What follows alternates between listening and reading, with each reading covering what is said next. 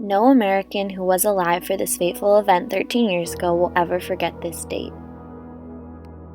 Along with the loss of thousands of lives, Americans began to perceive a loss of their privacy and security as well. Evidence of this is seen in the added security at airports and the militarization of police forces. As a result, a new level of anxiety is palpable in America. The question is, who's really to blame for what Americans perceive as breaches of their privacy?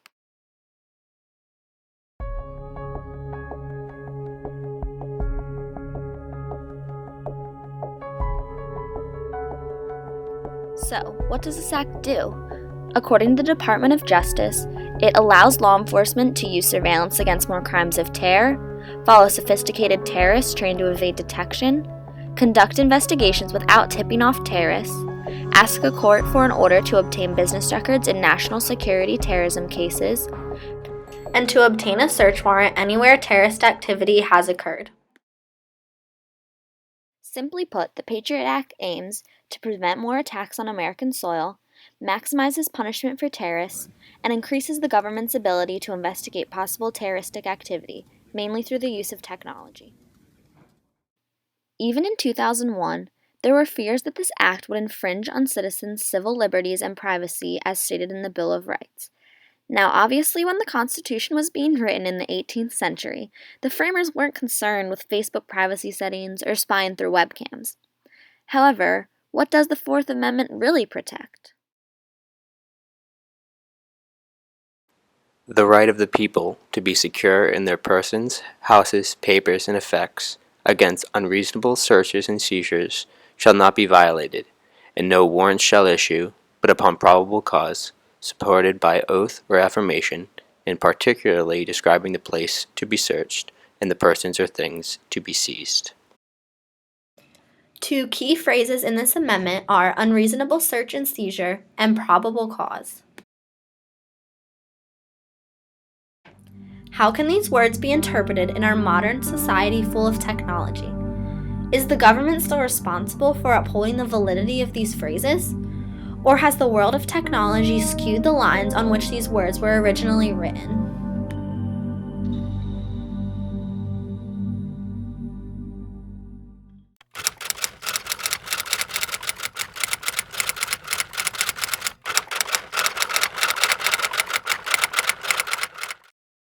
Snowden was privy to a wealth of classified government information.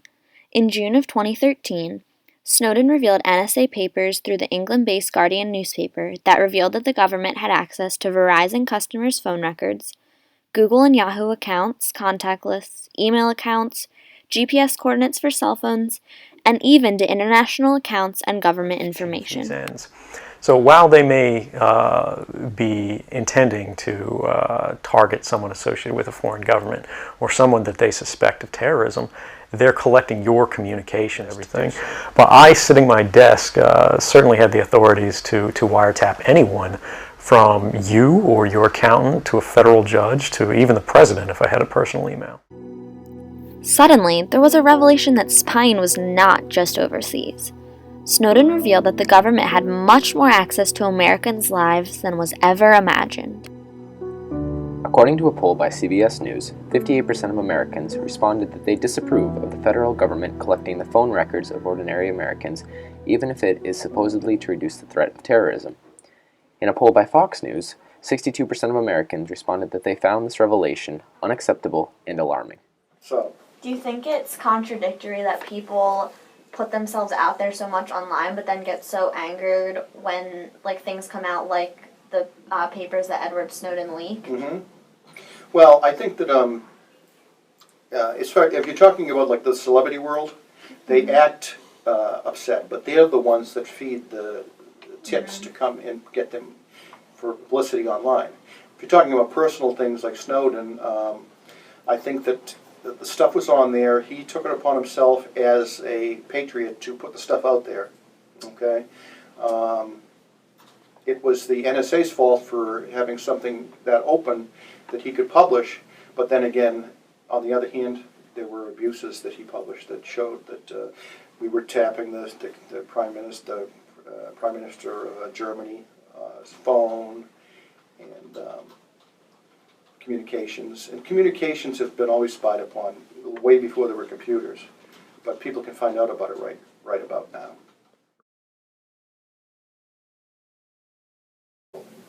And there are reasons not to disclose stuff to the American people. Like they tried to save that guy, the first guy, Fuller, that was beheaded, but they got to the place, and he wasn't there. So we would have never known that they tried to rescue him unless they came up and told us that they tried to rescue him. So there is a place for covert operations, to save lives. But a lot of the stuff that Snowden released should have been divulged to the American people, and it wasn't. And that happens a lot. I mean, sometimes you hear about things 20 years later that should have been divulged to the American people, and they're not. As stated earlier, polling shows that more than half of Americans believe that the facts Edward Snowden revealed were unsettling.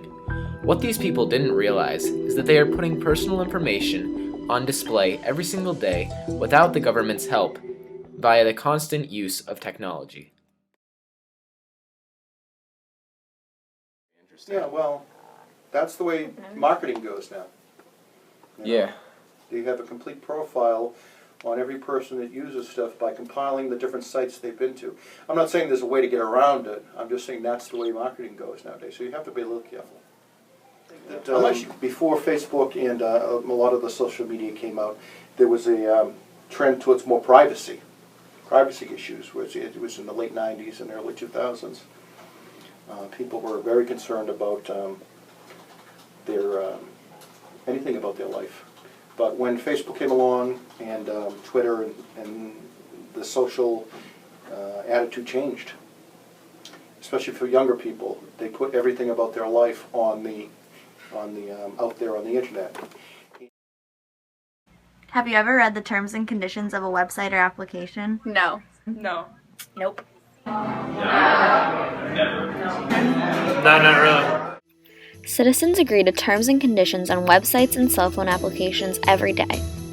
Because a majority don't look through these conditions carefully, they are naively giving these programs access to their cameras, contacts, and a majority of information on their phones and/or computers.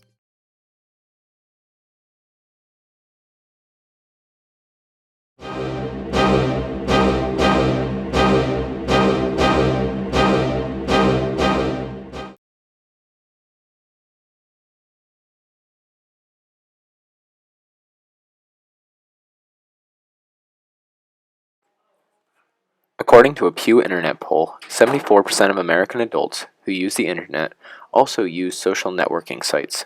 This means that at least 3/4 of Americans with Internet access are agreeing to terms and conditions every day, yet less than 10% of them are reading the terms and conditions.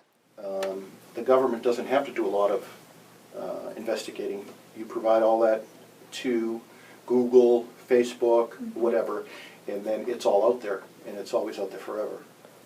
The latest news story about the flashlight app on the Apple iPhones, there was a line in there which nobody reads when you agree to the terms and conditions that they can follow you through your GPS. They're going to do that. See, this is the thing. They're telling you, they're not hiding anything.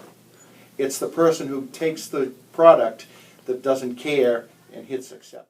But it's going to grow. Privacy is going to diminish if you let it. And the only one you control is yourself. You keep your information as private as possible. Because of the terrors of 9/11 and the legitimate anxiety that followed, Americans have a right to be concerned about how their privacy is being upheld. Citizens such as Edward Snowden sought to reveal that the government was the true cause of concern, when in actuality, Americans have more reason to be concerned about the amount of information they are making freely available by the use of technologies and social networking sites. In short, individuals have the responsibility to use discernment when they post personal information on websites and accept terms and conditions without expressly reading the lines of the contracts. Failure to read through these conditions and contracts may result in a loss of privacy. This loss is in no way connected to government intrusion, but instead is reliant on the individual that accepts the statements laid out in front of them.